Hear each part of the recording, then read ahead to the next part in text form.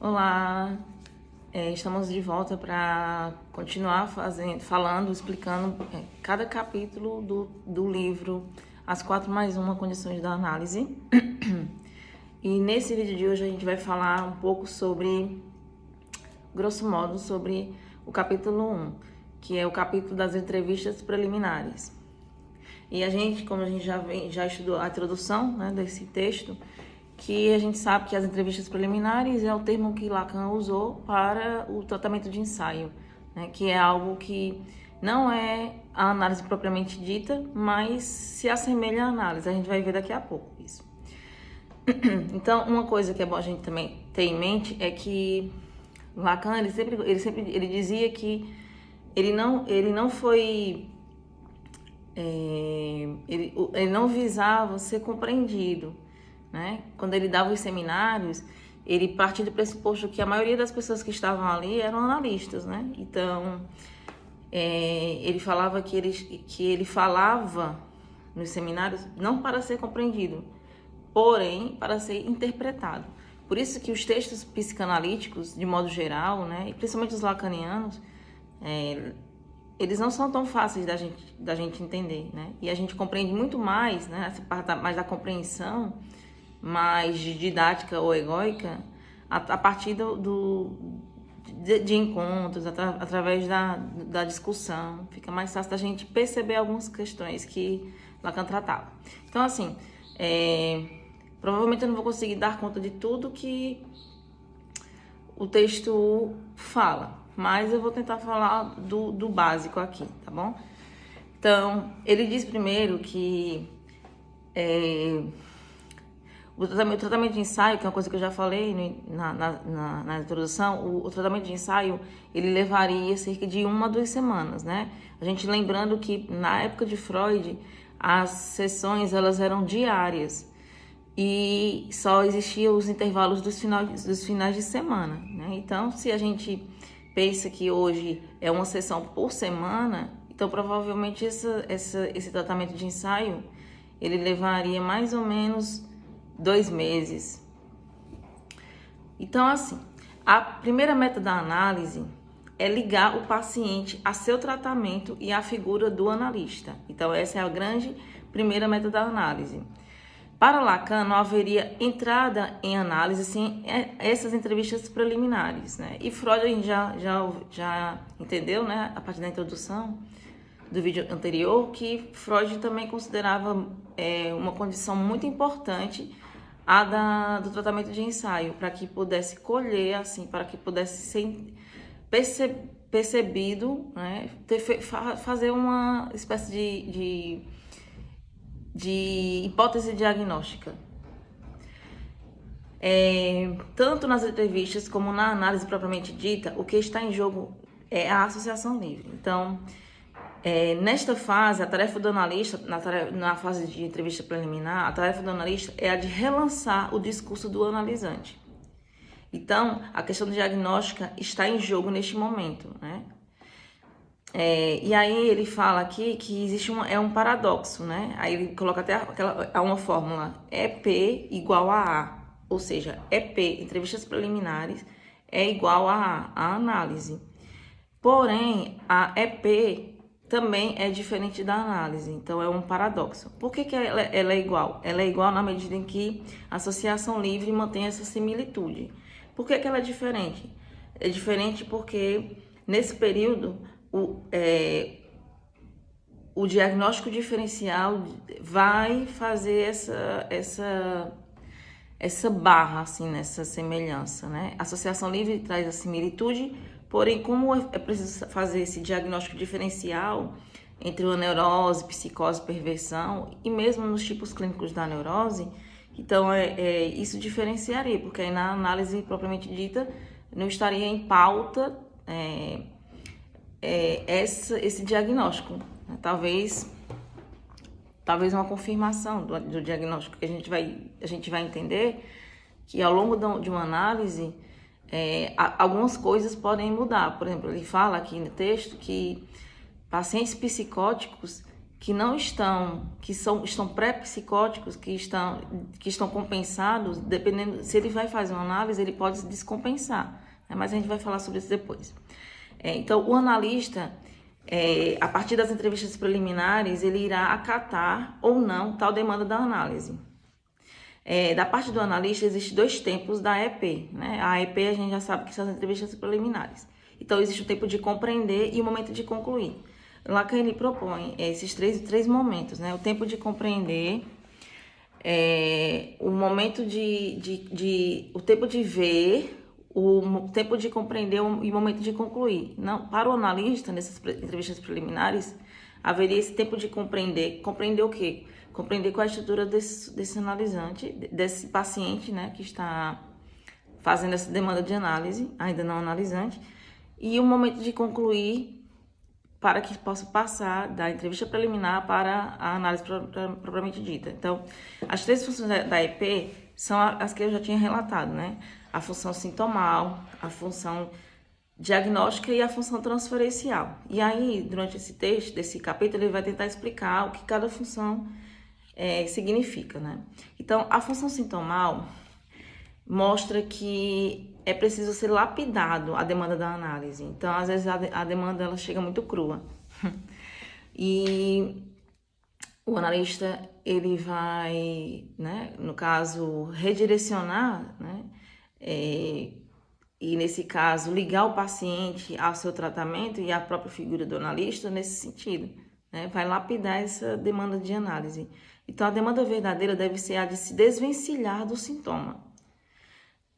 A demanda de resposta deve se transformar em questão para o sujeito. Ou seja, ninguém faz uma análise porque quer se conhecer. Então, eu quero fazer análise porque eu quero me conhecer melhor. Não. Essa demanda ela tem que ser lapidada, né? É preciso que realmente esse paciente ele queira se desvencilhar de um sintoma. Essa demanda de resposta inicial, ela tem que se transformar numa questão para esse sujeito, né? Então, transforma significado em significante. Então, esse significado que o paciente tenta trazer já, muitas vezes até com um diagnóstico pronto, que ele já traz do psiquiatra, né? Ou de alguma pesquisa que ele pode ter feito no Google, você tem que ajudar esse paciente a transformar esse significado num significante, né? E aí os significantes eles vão se deslocando ao longo da análise. Por que isso é importante? Porque já é difícil para o analista conduzir uma análise usando como recurso o ego do analisante, que quer se desvencilhar do sintoma, mas ao mesmo tempo tem uma conciliação com tais sintomas.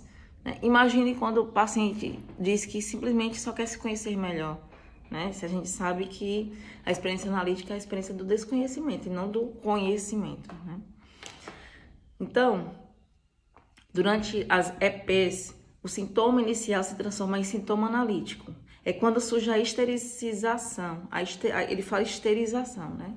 Mas a gente sabe, né, que durante a análise, o paciente ele vai precisar falar, né? Então, quando a gente fala, a gente sai de certos discursos e a gente entra no discurso histérico, né? Então, é preciso realmente que esse sintoma se transforme num sintoma analítico. E aí, tal sintoma ele vai representando a divisão do sujeito. Por isso que é importante a gente saber, né, também, qual é o diagnóstico desse paciente. A gente ter o tempo, esse tempo prévio para poder fazer um estabelecimento desse diagnóstico inicial, porque ele vai falar sobre essa divisão subjetiva. Ao encontrar o endereço certo, né, o sintoma se torna propriamente analítico. Então, qual é o endereço certo? O endereço certo é o endereço da figura do analista, né? Por isso que ele coloca aqui na página 18 que estabelece o sujeito suposto saber, né? E ele traz até aquela fórmula, né, do sujeito dividido, que se endereça ao S1, que embaixo na produção é o saber, né? E enquanto o objeto A está aqui do lado do sujeito barrado. Ou seja, né, nasce aí com o sintoma analítico. Então a gente sabe, Freud já falava isso também, que existe um sintoma inicial e quando é estabelecido realmente o tratamento, esse sintoma ele aparece sob uma nova roupagem. Né? Ele aparece como em forma de sintoma analítico, né? E é estabelecida essa função, o sujeito suposto saber no analista, né? Que essa função a gente sabe que ela vai se destituir depois, mas inicialmente ela é importante que ela aconteça. E essa função, sujeito suposto saber, é função do analista. Ele tem que saber se colocar aí diante desse paciente, permitir que essa transferência ela aconteça, de modo que essa suposição ela exista inicialmente. Aí ele fala da função sintomal, né? Ou seja, deve haver um incômodo, né? E ele fala também no final desse texto da retificação subjetiva que o analista vai fazendo com esse paciente, né? Então, muitas vezes essa maneira que o paciente chega, querendo que você simplesmente ateste que ele tem isso, aquilo ou aquilo outro, quando você coloca o paciente frente ao que ele se queixa, né, ele consegue construir uma outra verdade. Os significantes eles vão aparecendo, né? E na medida que esses significantes vão aparecendo, esse paciente ou esse analisante, né, ele vai sofrer de uma forma diferente, né? Ele vai se colocar de uma forma diferente frente à sua história. Então, agora a função diagnóstica, a gente sabe que o diagnóstico em psicanálise ele serve para orientar a condução da análise, né? Então, é muito comum os estudantes de psicologia que escolheram a abordagem psicanalítica, né? Pessoas que querem ser psicanalistas, né? Às vezes a pessoa já chega na análise dizendo que está ali porque quer ser um psicanalista. É preciso que a gente faça esse diagnóstico não para dizer ao paciente, né? Porque ele saber de algo, talvez não, ele dá um nome, talvez muitas vezes não muda nada, né? Mas é uma forma da gente saber como vai ser conduzida essa análise. É uma forma de você não angustiar tanto o paciente. Então, você ter bastante cuidado, né? Porque se esse paciente, por exemplo, ele é um pré-psicótico, se você angustia muito ele numa análise, ele pode ter um surto, né? Então, talvez não seja muito legal, nem para você, nem para ele, que isso aconteça. Então, é preciso atentar para o registro do simbólico nas questões fundamentais para o sujeito. Então, a gente tem que perceber o simbólico, né? O real, simbólico e imaginário. E aí, essa parte inicial do simbólico é muito importante você perceber, né? Como assim? Que questões fundamentais? São as questões que também têm relações com o real. Por exemplo, as questões relativas ao sexo, à morte, à reprodução, à paternidade. Como foi feita essa travessia da fantasia do Édipo, né? Como foi feita a inscrição do nome do pai? Foi feita ou não foi feita essa inscrição? Então, ele coloca nessa página, já na página 19, ele faz um quadro bem interessante falando sobre os 3 modos de negação do Édipo, né? Então, essas entrevistas preliminares, ela também nos ajuda a perceber como acontece essa forma de negação do Édipo, né? Lembrando que o complexo de Édipo é uma pedra angular da psicanálise, né? Então, não tem como você ser um psicanalista se você não entende, não sabe e não reconhece o Édipo, né? O complexo de Édipo na vida de toda pessoa, de toda criança, principalmente, né? E aí, é preciso a gente perceber como é que foi feita essa negação do Édipo, né? E aí ele vai explicar que na neurose ela acontece de uma forma, na psicose de outra, na perversão de outra. Então, na neurose ele fala que a forma de negação do complexo de Édipo é através do recalque, né? Só que a gente sabe que o recalque ele nunca é uma solução de compromisso completa, né? O que é recalcado no simbólico sempre retorna aonde? No sintoma, né? Na perversão, a forma de negação é o desmentido, né? Então, é como se o sujeito soubesse da realidade da castração, mas ao mesmo tempo ele negasse essa realidade, por isso que é desmentido, né? O local do retorno também é no simbólico, né? Aparece em que forma? Qual é a forma? Qual é o fenômeno? É o fetiche. Por isso que é no simbólico, porque através da experiência da fala, você vai conseguindo tecer os fios, né, significantes aí e até de significados desse fenômeno, né, do fetiche, por exemplo, na perversão. E já na psicose, a forma de negação do Édipo é através da foraclusão, né? E o que é a foraclusão? É justamente a pessoa estar fora do simbólico, né? Então, o local de retorno é o real. Por isso que Lacan falava que o inconsciente de um sujeito psicótico é um inconsciente a céu aberto, né? Não existe esse recalque. Existe a foraclusão. E aí a forma como esse sujeito ele vai lidar com a fala é diferente, né? A forma como ele vai lidar com a linguagem é diferente da forma que um perverso ou um neurótico vai lidar com a linguagem. E esses fenômenos, eles aparecem através de quê? Através, principalmente das alucinações, né? Mas também através não só das alucinações positivas, né? Mas dos delírios também. Então, ó, para Freud, o diagnóstico nas EPs, ela reduz o erro. Ele tem uma função prática. Reduz o erro onde você não poderia garantir uma promessa de cura, né? Por exemplo, na psicose. É claro que a gente sabe hoje, né, que a gente não pode garantir, né? Não existem garantias. O próprio Freud, ele traz naquele texto lá sobre...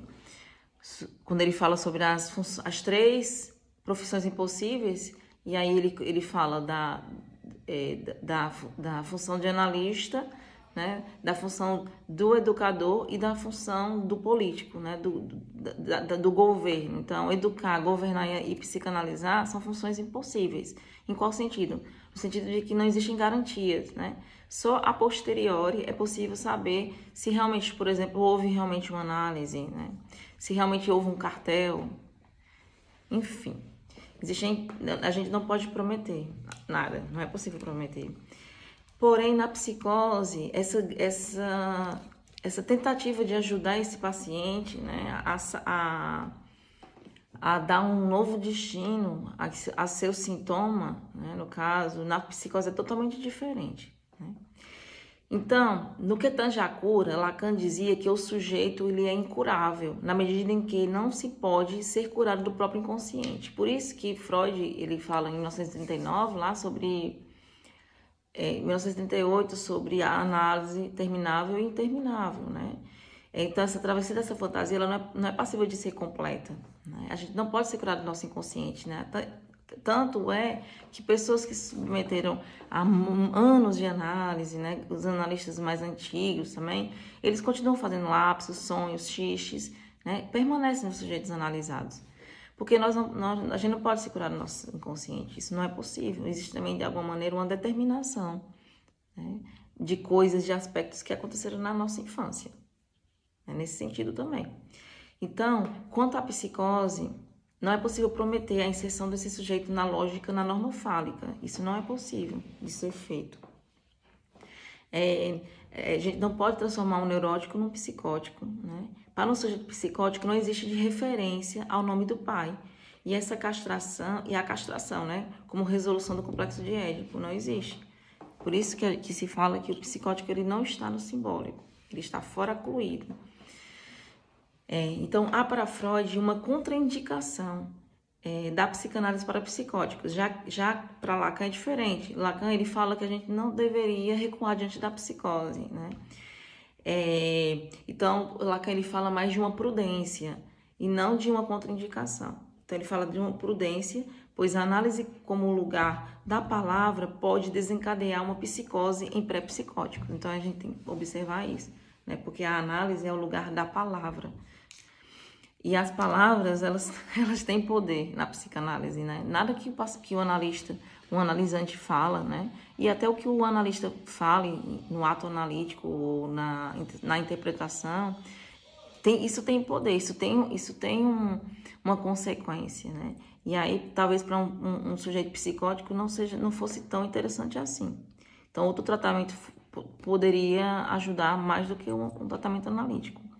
Então, para Lacan, seria melhor receber um paciente com uma psicose já declarada do que um pré-psicótico, porque a psicanálise, a análise, ela poderia precipitar uma psicose num pré-psicótico. Então, ó, os matemas, então, Lacan sempre se preocupou com a questão da transmissão da psicanálise, né? E de tentar padronizar, não seria bem a compreensão, mas eu vou usar essa palavra compreensão para ficar mais fácil aqui para a gente.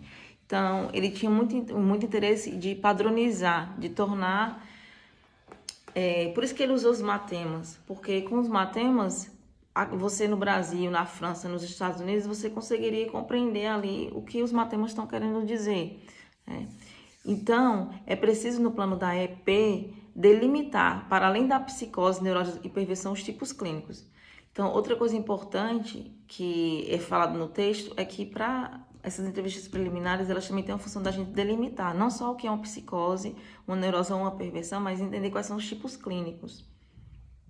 E aí ele vai falar que a base de tal estratégia é a percepção da transferência, né? Por isso que a transferência, por isso que não tem como a gente dividir função diagnóstica, sintomal transferencial, porque elas são muito mais lógicas do que funções que a gente usa de forma cronológica no tratamento de ensaio. Então, detectando a modalidade da relação do sujeito com o outro, por que a transferência é importante também? Porque a gente vai conseguir detectar, como eu li aqui, né, a modalidade de relação que esse sujeito estabeleceu com esse grande outro, né? O outro aqui com O maiúsculo. Então, esse grande outro pode ser a mãe? Pode ser o pai. São essas figuras significativas para esse sujeito, né? E aí ele vai diferenciar um pouco aqui sobre... Ele vai especificar os tipos clínicos da neurose da obsessão e da histeria. Ele não vai falar da fobia, nem vai explicar detalhadamente aqui nesse capítulo sobre as psicoses e as perversões. Porém, vocês vão perceber que já é bem denso essa parte que ele vai explicar sobre o neurótico obsessivo e a histeria, a histérica. Lembrando que não são só mulheres que têm histeria, né, gente? Então, ó, no obsessivo, essa função do outro, do grande outro, fica situada enquanto mestre e senhor, né? O obsessivo, ele ficando assim na posição de escravo. A lei para esse sujeito, a lei para o obsessivo, ela está articulada com o assassinato do pai, né? Então, para a gente entender um pouco sobre essa questão do neurótico obsessivo, é sempre bom, é interessante a gente voltar lá naquele texto lá de Totem e Tabu, quando o Freud vai falar do mito da ordem primeva, né? Seria bom que a gente pudesse ler, porque a gente compreenderia mais o que quer dizer essa questão do mestre do senhor para o neurótico obsessivo, né? Razão pela qual é muito comum a gente perceber que os obsessivos, eles se referem muito a instituições, né? A religião, a igreja, a própria universidade. É uma forma de ele reduzir a angústia, né? Quando ele fica ali naquela posição de escravo, né? De um mestre que ele possa trabalhar para esse mestre. O obsessivo, ele anula o desejo do outro, né? No entanto, entretanto, a partir do fato de acreditar que ao outro não falta nada, não lhe falta nada, né? Então, existe quando eu fazia faculdade, quando eu estava na monitoria, o professor, me lembro que ele falou, o meu professor, que era o meu supervisor, ele disse que era muito comum a gente encontrar um obsessivo, um neurótico obsessivo, se casando com uma histérica, né? E aí, por que é uma relação que dá certo e que também ao mesmo tempo tem muito conflito? Porque o obsessivo, à medida que ele acredita que não falta nada para esse outro, né? No caso aí nesse relacionamento, quando o outro começa a desejar alguma coisa, isso desestabiliza o obsessivo, né? E aí, no mesmo modo, ele acredita que não falta nada para esse outro, ele também dá tudo para o outro, né? Se torna verdadeiramente um escravo, que é o que uma histérica precisa, o que a histérica quer, né? Um senhor para que ela possa reinar. Então, ó, aí aparece a conjugação de dois significantes no obsessivo. A gente consegue pensar isso, né? Que é o pai e a morte. Na histérica já é um pouco diferente, né? O outro, né? Essa relação do sujeito com o outro é constantemente uma relação de desmascaramento. Embora esteja sempre buscando um senhor, a histérica ou o histérico, um mestre, ela inventa um mestre não para se submeter a ele, como o neurótico obsessivo faz. Ela inventa um mestre para se retirar, né? Para reinar frente a esse mestre, né? Então, o histérico, a histérica, ela vai fazendo o mestre desejar. Olha aí que interessante isso. Então, ela vai estimular o desejo e vai se furtar enquanto objeto desse desejo. Tem um filme, que agora eu não lembro o nome, que é um filme épico, que fala mais ou menos sobre isso, sobre uma moça lá, acho que é a moça dos brincos de pérola, não sei se vocês já assistiram, que fala sobre isso, que ela fez de tudo para que o rei, ele percebesse a presença dela. Então ele abandonou a esposa, ele fez muitas coisas que ela queria, né? E quando ele quis casar com ela, quando ele quis ficar com ela, né? Ela não queria, ela não desejava, é como se ela estivesse sendo despossuída de si, digamos assim, como se ela estivesse sendo vilipendiada. Nos tipos clínicos, deve-se distinguir a relação com o desejo também. Além dessa relação, essa modalidade da relação do sujeito com o outro, a gente também tem que observar essa relação do desejo. Né? Como esse paciente, como esse sujeito, ele se coloca diante do seu próprio desejo. Né? Lembrando que os neuróticos, eles no final das contas, eles não querem saber sobre o seu desejo. Né? Por isso que a gente fala do desejo impossível, do neurótico obsessivo, do desejo insatisfeito da histérica, né? Então a gente vai tentar observar como é que esse paciente ele coloca não mais uma resposta diante daquilo que ele traz, mas uma questão, né? Quando ele começa a falar sobre essa questão, aí sim a gente já começa a perceber como é a relação dele diante do desejo. Então, uma pergunta está sempre em pauta: quem eu sou? Né? Então, na neurose, isso está muito em voga, acontece bastante essa ideia de se você se questionar quem você é. Né? Então, para o obsessivo, o questionamento é nesses moldes: estou vivo ou estou morto? Para a histérica, o questionamento é nos moldes: sou homem ou sou mulher? Né?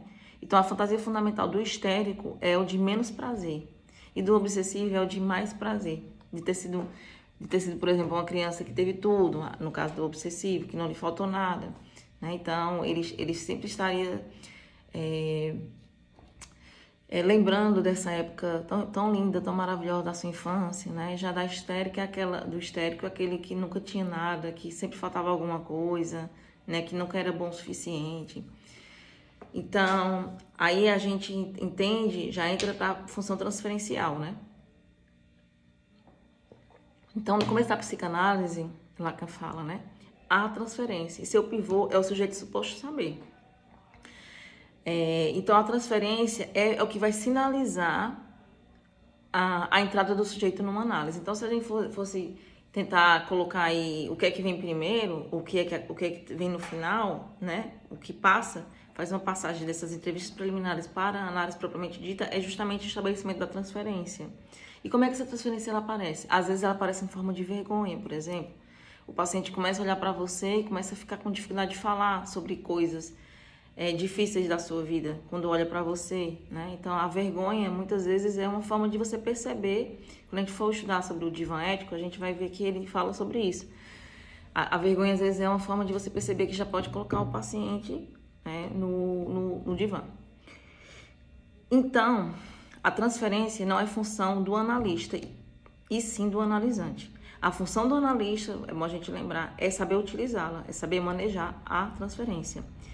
Então, a primeira formulação de Lacan sobre a transferência é sua relação com o saber. Então, a transferência na psicanálise lacaniana, ela se articula ao saber. Isso, na primeira vez que ele fala sobre isso, o que Ney vai explicar aqui, é justamente naquele texto, Função em Campo da Fala e da Linguagem, em psicanálise, né? Que é quando ele vai falar que a transferência está articulada ao saber, né?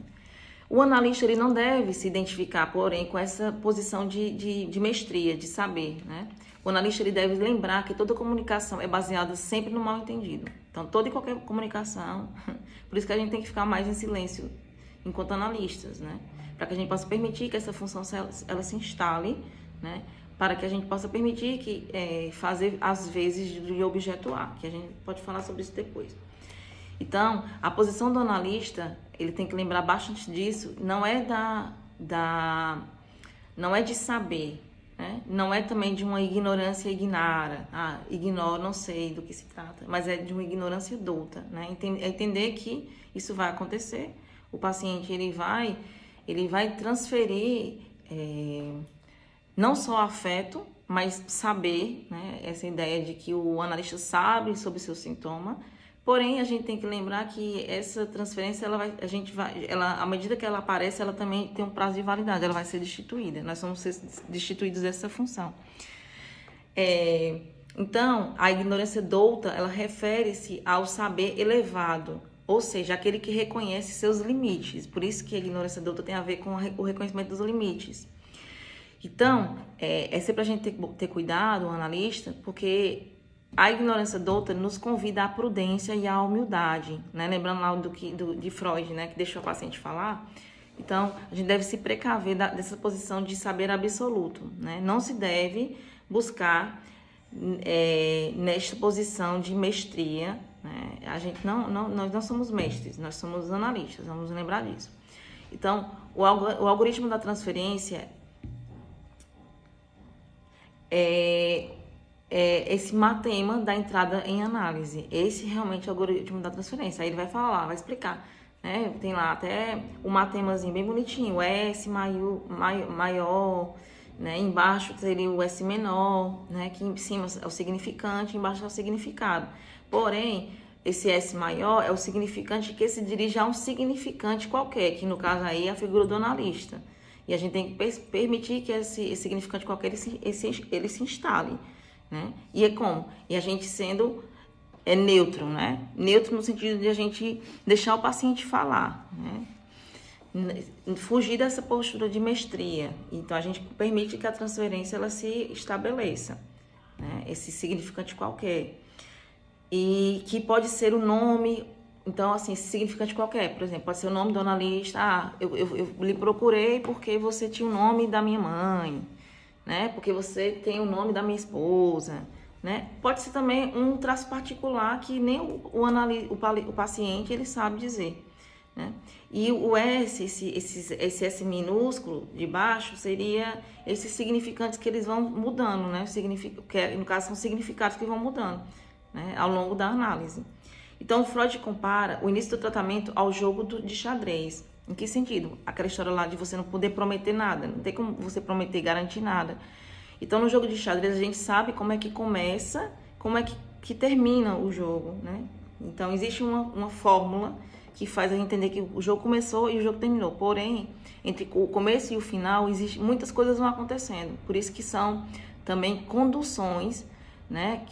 A condução da análise. E tem essas condições, mas não tem essas regras. Então, a articulação do significante da transferência com o significante qualquer do analista, escolhido pelo analisante, tem como efeito a produção do sujeito, né? E é este sujeito que será destituído da relação transferencial. A destituição subjetiva está inscrita no ticket de entrada. Essa destituição subjetiva de quem? Relacionada a quem? À figura do analista, né? Então, qual é o efeito do estabelecimento do sujeito suposto saber? Ele é importante, essa função? É importante, essa função é feita pelo analista a partir do que o analisante transfere para ele, né? Então, qual é o efeito desse estabelecimento da transferência, do sujeito suposto saber? É o amor, né? essa demanda transitiva, essa demanda de algo, demanda de se livrar do seu sintoma, ela passa a ser uma demanda intransitiva, que é a demanda de amor, né? Então, a transferência em psicanálise é amor. Ao surgimento do desejo sob a forma de questão, o analisante ele responde com o amor, né? Então, ele coloca ali uma questão e, ao mesmo tempo, ele vai responder a partir dessa questão com o amor, essa transferência, né? Então, é preciso haver uma demanda de deciframento, né? O amor de transferência, no caso, é amor ao saber que é, em última instância, o amor ao objeto causa de desejo, ao objeto A. Este é o aspecto real da transferência. O objeto A, que obtura, né, que sutura a falta constitutiva do sujeito e se torna agálma, né, que ele coloca aqui como agalmático. Ou seja, o objeto maravilhoso do qual Alcibíades via em Sócrates. Aí ele vai fazer uma referência aqui ao banquete de Platão. Então, é uma sugestão também que quem quiser e puder ler, vai lá no clássico, né? Vai lá ler o banquete de Platão, que vai ficar mais fácil de entender essa questão de Sócrates e Alcibíades, essa questão de agálma, esse objeto maravilhoso, né? Então, lá no banquete, fala-se desse agálma, né? Dessa função agalmata, que é a função que o analisante ele vai transferir para esse analista, essa ideia de que é um objeto maravilhoso, né? Então, nessas entrevistas, sim, uma coisa, né, que ele fala que existe uma comparação dos silenos com Sócrates, né? Ele vai explicar bem direitinho o que são silenos, né? Que sabe aquelas bonecas russas que quando você vai abrindo tem outra boneca russa dentro? São várias bonecas dentro de uma grande boneca. Então, o sileno seria tipo isso, algo grande que você vai tirando e vai tendo coisas dentro, né? A gente pode comparar com cebola, né? Então, você vai tirando as camadas e no final fica um núcleo, né? Então, isso é justamente esse agálma, esse objeto brilhante que o analisante ele vê na figura do analista. Então, a gente também não pode esquecer das entrevistas preliminares a função da retificação subjetiva, que é um tipo de interpretação, né, do analista. Então, ela vai promover a responsabilização do sujeito na escolha da própria neurose, né? Tem um artigo de Freud que fala sobre a escolha da neurose. É também um artigo interessante, quem puder ler, eu recomendo, né? Então, a retificação subjetiva, ela aponta para a dimensão ética da psicanálise, que é a ética do desejo.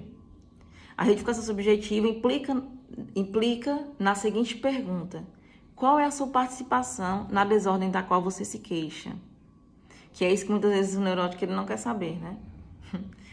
Com o neurótico obsessivo, ela se dá, essa retificação subjetiva, no plano da retificação da causalidade, que se apresenta como uma consequência, ou seja, a impossibilidade de agir correlata à sustentação do desejo como impossível, né?